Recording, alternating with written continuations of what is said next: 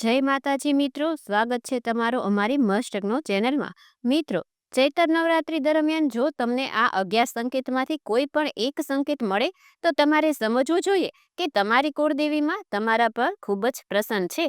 તે તમને આશીર્વાદ આપવા જઈ રહી છે. ચૈત્ર નવરાત્રી દરમિયાન માતાજીને પ્રસન્ન કરવા માટે ભક્તો ધાર્મિક પૂજા વિધિઓ કરે છે. દેવી દુર્ગાના 9 સ્વરૂપોની પૂજા કરવામાં આવે છે. મા દુર્ગાના અન્ય સ્વરૂપો સાથે તેની પૂજા કરવામાં આવે છે. મિત્રો, કહેવાય છે કે નવરાત્રી દરમિયાન જો તમને આ સંકેત મળે છે તો આવો વ્યક્તિનો બેડો પાર થઈ જાય છે. આવા વ્યક્તિને દુશ્મન પણ વાળ વાંકો કરી શકતો નથી. તે દરેક મુશ્કેલ પરિસ્થિતિનો સામનો કરવામાં તેમને કુળદેવી તેમનો સાથ આપે છે. અને જો કોઈ સંકટ આવવાનું હોય તો પહેલેથી જ તે વ્યક્તિને જાણ થઈ જાય છે. કેટલાક સંકેતો દ્વારા વ્યક્તિને અગાઉ તેની જાણ થઈ જાય છે, તેથી તે વ્યક્તિ આવનારા સંકટોથી બચી શકે. મિત્રો, કહેવાય છે કે નવરાત્રીના પવિત્ર સમયગાળામાં માતા રાણી તેના ભક્તોની દરેક ઈચ્છા પૂરી કરે છે. પરંતુ શું તમે જાણો છો કે માતા રાણી તેમના ભક્તોને કેટલાક ખાસ સંકેત પણ આપે છે, જેના દ્વારા તેમના ભક્તોને ખબર પડે છે કે દેવી દુર્ગા તેમનાથી પ્રસન્ન છે? હા, તમે બરાબર સમજી રહ્યા છો. આજે અમે તમને નવરાત્રી દરમિયાન જોવા મળતા કેટલાક ખાસ સંકેતો વિશે જણાવવા જઈ રહ્યા છીએ, જે વ્યક્તિને સપના દ્વારા અને ક્યારેક કેટલીક વસ્તુઓ દ્વારા પણ મળે છે. મિત્રો, વિડીયોમાં આગળ વધતા પહેલા જો તમે તમારી કુળદેવીમાં સત્તા ધરાવતા હોય તો કોમેન્ટ બોક્સમાં તમારી કુળદેવી માતાનું નામ ચોક્કસ લખો, જે દર્શાવે છે કે તમે માતાજીની ભક્તિ સંપૂર્ણપણે શ્રદ્ધા સાથે કરો છો. આવો વ્યક્તિ માતાજીની કૃપા પ્રાપ્ત કરી શકે છે. તો ચાલો મિત્રો, કોઈ પણ વિલંબ કર્યા વગર જાણીએ કે કયા સંકેતો છે જેના દ્વારા વ્યક્તિને ખબર પડે છે કે એવું માનવામાં આવે છે કે માતા રાણી તમારા પર પ્રસન્ન થાય છે અને ટૂંક સમયમાં તમારા ઘરે આવશે. પ્રથમ સંકેત, સપનામાં માં લક્ષ્મીના દર્શન.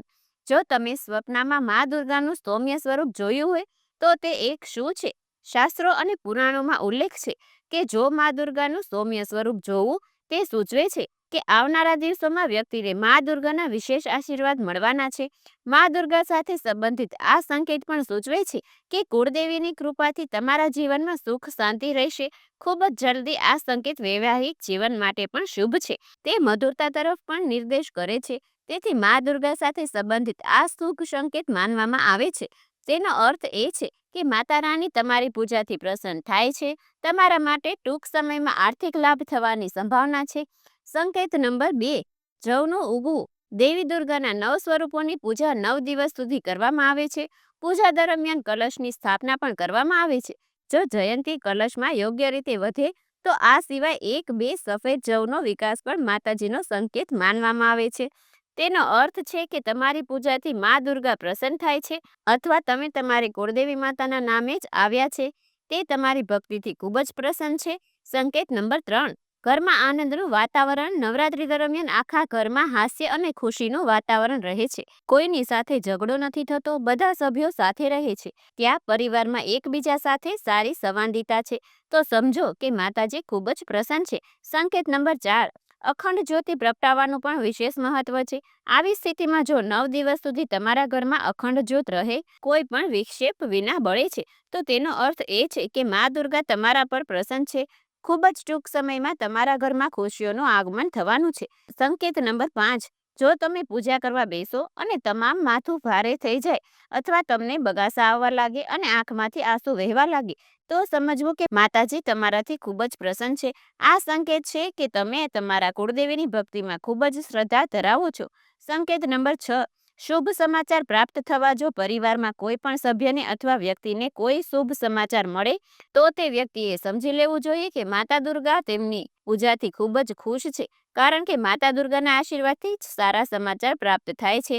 નંબર 7, દર્શક મિત્રો, જો તમે રસ્તામાં ક્યાંય જતી વખતે 16 શણગાર કરેલી કન્યા જોવા મળે તો સમજી લો કે તમારી પરેશાનીઓનો અંત આવી ગયો છે અને આવનારા દિવસોમાં મા દુર્ગાની સાથે મા લક્ષ્મી પણ તમારા પર આશીર્વાદ વરસાવનાર છે.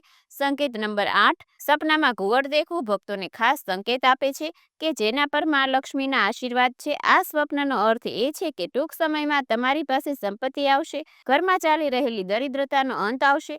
જો આ સંકેત મળે તો તમારે માતા લક્ષ્મી અથવા ગણેશ મંદિરમાં જઈને પ્રાર્થના કરવી જોઈએ. નંબર 9, જો તમે નવરાત્રી દરમિયાન સવારે નારિયેળ અથવા કમળનું ફૂલ જુઓ છો તો તેનો અર્થ એ છે કે ટૂંક સમયમાં માતાના અપાર આશીર્વાદની વર્ષા થશે. આ ઉપરાંત પૂજા દરમિયાન અર્પણ કરવામાં આવેલા ફૂલો તમારા પર પડે તે ખૂબ જ શુભ સંકેત માનવામાં આવે છે. આનાથી તમારા પર માતા દુર્ગાના આશીર્વાદ આવી શકે છે. ટૂંક સમયમાં તમને કોઈ સારા સમાચાર પણ મળી શકે છે. સંકેત નંબર 10. જો તમે મંદિરમાંથી બહાર નીકળતી વખતે અથવા ઘરની બહાર નીકળતી વખતે ગાય જુઓ છો તો સમજી લેવું કે તમારી ઈચ્છાઓ જલ્દી પૂરી થવા જઈ રહી છે. ખાસ કરીને તમને જણાવી દઈએ કે સફેદ ગાય જોવી ખૂબ જ શુભ માનવામાં આવે છે. આ સમયમાં તમારે ગાયને પ્રણામ કરવા જોઈએ અને જો શક્ય હોય તો તેને રોટલી અથવા લીલો ચારો ખવડાવવો જોઈએ અને તેના કુંધા પર હાથ ફેરવીને પ્રણામ કરવા જોઈએ. આમ કરવાથી દેવી લક્ષ્મીના અપાર આશીર્વાદ મળે છે. જો કોઈ વ્યક્તિને નોકરીમાં સફળતા નથી મળી રહી, ઘણી મહેનત કર્યા પછી ઘરમાં બરકત નથી રહેતી, કુંડલીમાં કોઈ પણ ગ્રહ દૂષિત હોય, આવા સમયે વ્યક્તિને ગાયને રોટલી મિશ્રિત ગોળ ખવડાવવો જોઈએ. આમ કરવાથી કુંડલીના ગ્રહો શુભ પરિણામ આપવાનું શરૂ કરે છે. મિત્રો, જો તમે સપનામાં નાની છોકરીને સિક્કો આપતા જોશો તો તેનો અર્થ સમજી લો કે મા દુર્ગા તમારાથી ખૂબ જ પ્રસન્ન છે, કારણ કે તે છોકરીને દેવી દુર્ગાનું સ્વરૂપ માનવામાં આવે છે. નવરાત્રી દરમિયાન તમારા કુળદેવીની તમારા પર વિશેષ કૃપા થવાની છે. નંબર 11. વહેલી સવારે શંખનો અવાજ સાંભળવો તમારા ઘરમાં માતાજીના આગમનનો સંકેત છે.